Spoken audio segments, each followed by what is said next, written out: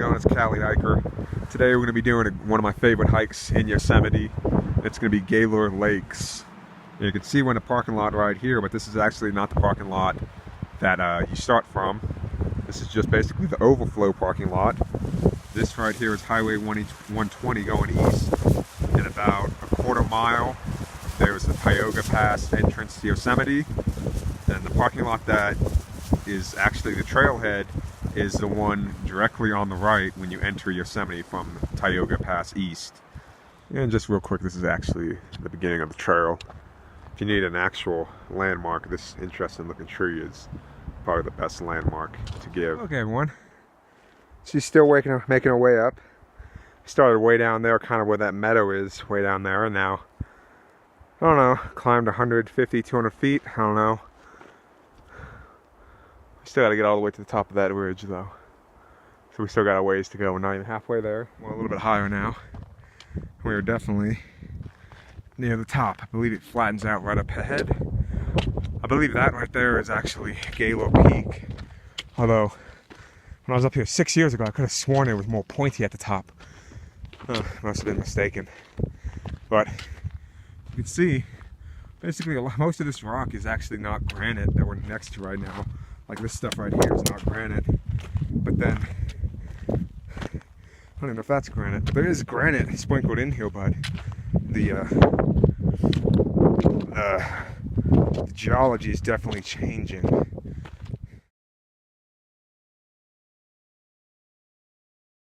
This is where we begin descending to the lower Gaylor Lake.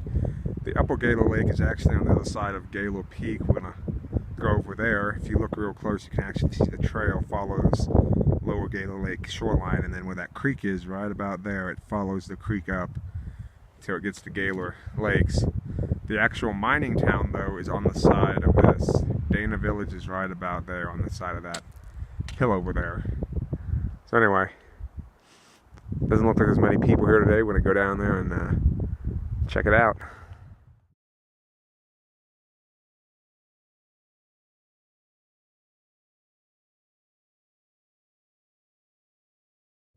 Okay everyone, so you can see this is where the inlet for lower Gaylor Lake is. He's followed up there, it goes to upper Gaylor Lake, but there's obviously not enough water up there right now to drain into lower Gaylor Lake. It's actually a pretty decent sized lake. Look way over there, I believe that's the Cathedral Range. I don't even remember, I believe it is though. That's over there is the Cathedral Mountains, or the Cathedral Range, or whatever you want to call it. See, we got ourselves a little, some type of ground mammal, maybe ground squirrel, maybe, I don't know. It's just a little rodent, but it's got its little head popped out of its hole and it's watching. It doesn't seem too afraid of me from this distance. Hopped across the trail, and then its little burrow is right next to the trail. See, it's just watching. It's not that big, it's probably the size of maybe your average rat, I don't know. When you can see way over there, not 3 minutes after I saw that a little ground squirrel, whatever it was, I came across a marmot.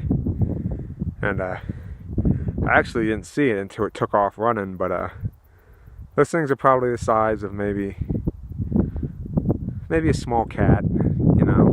Some of them obviously get bigger, but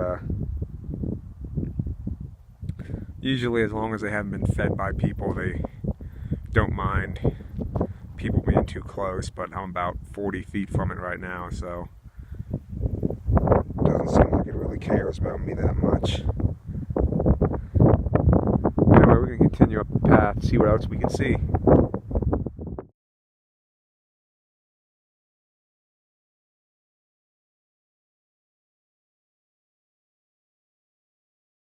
Hello everyone, this is Upper Gaylor Lakes, or Gaylor Lake I should say. You can see this is where the drainage begins, but obviously the water's not high enough. This lake's at a higher elevation obviously than lower Gaylor Lakes, but if you do this hike, especially after a big winter, if you do it, if you do it probably before June or July, there's probably going to be some snow up here. depending on how much snow they get. What I do know is that these lakes usually freeze over in the wintertime, although in the winter, very few people, if any, actually come up here. What we're going to do right now, though, is, let's see, Dana Village is right up there. You can actually see the first building way up there. It's made out of stone. So we're just going to follow this lake around, and then we're going to go and take some video of Dana Village, an old gold and silver mining town that never quite panned out.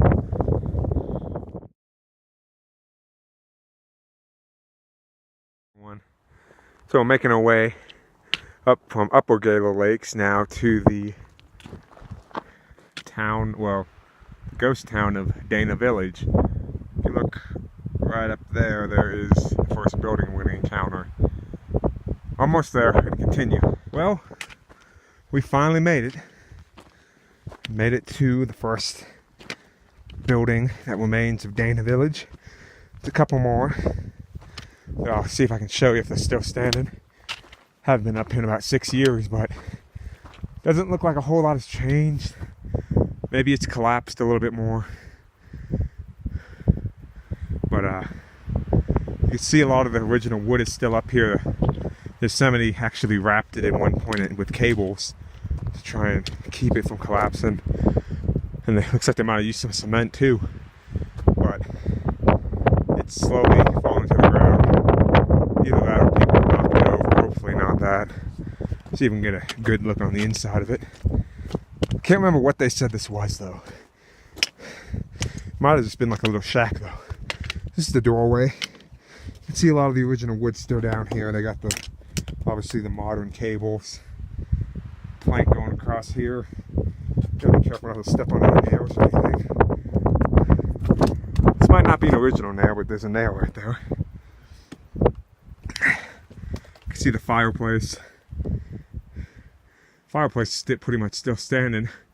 Of course, all these rocks are from the area. They just built it out of whatever they could get their hands on. And this is the iconic view you get. You see a lot of photos of this just looking through the window out at Upper and Lower Gaylor Lakes and Gaylor Peak. Now, oh yeah. Let's see if we can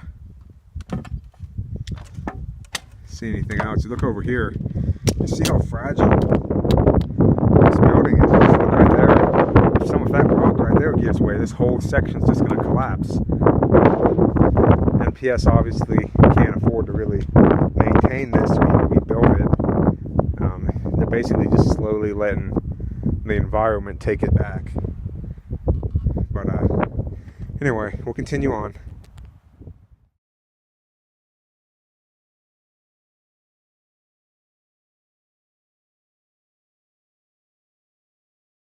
See, within about a 1 minute walk, we stumbled across another building.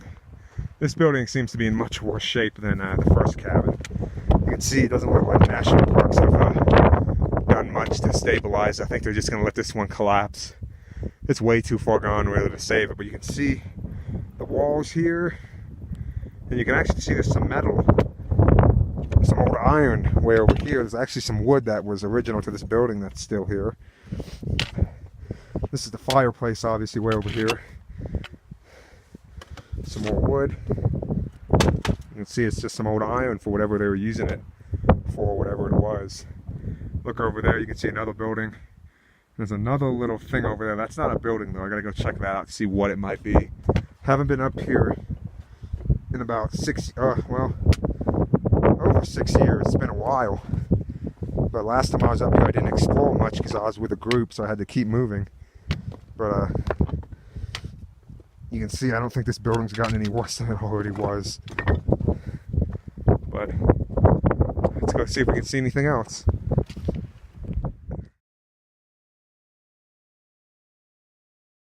See, it's probably the nicest preserved building that's up here that hasn't collapsed yet. I just have no idea what this was. Maybe just a little storage shack. See, the roof hasn't collapsed yet, but it's looks like they used actual maybe lodgepole pines to hold it up. The stones are on top, but if you got stranded up up here. I guess you could spend the night there and be okay. Well, everyone, you can see we're on top of a tail licks pile, and there's another mine shaft right here. This one doesn't look to be anywhere near as deep as the other one. Still, though, yeah, it looks like it goes down about 15 feet. Looks like probably gave up on this one pretty quickly.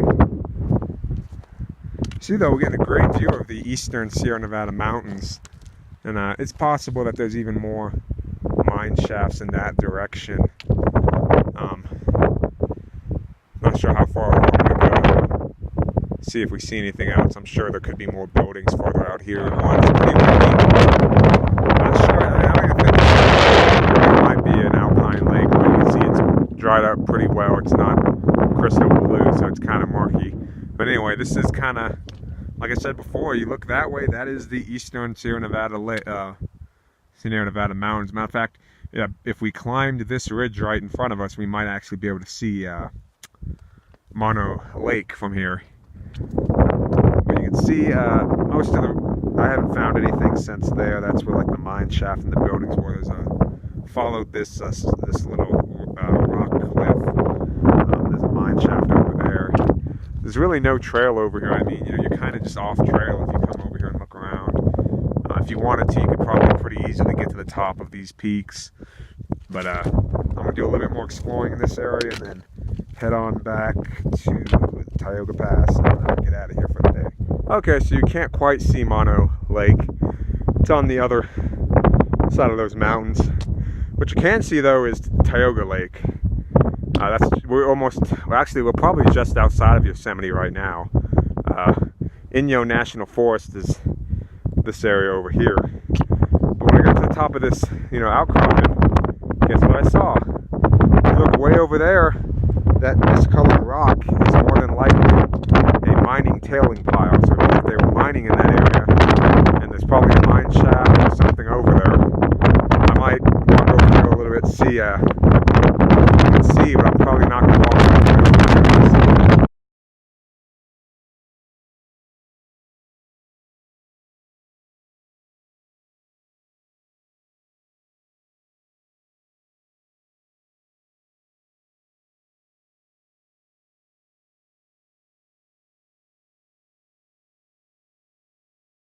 Hello everyone, we're back to about where we began the climb up. We're just gonna follow tracks right back to where we came. It's actually just barely below that building. If you go far past Dana Village, kind of where the trail ends like I did, you kind of got to keep in mind you got to be able to backtrack your way back to where the trail is, or you'll end up somewhere on this side and you'll have to kind of cross-country trek your way back to the trail. You don't want to make that mistake because this is all loose rock and it's kind of treacherous in some areas. Anyway, hope you guys enjoyed what we've seen so far. If we see anything else, I'll be sure to video record it.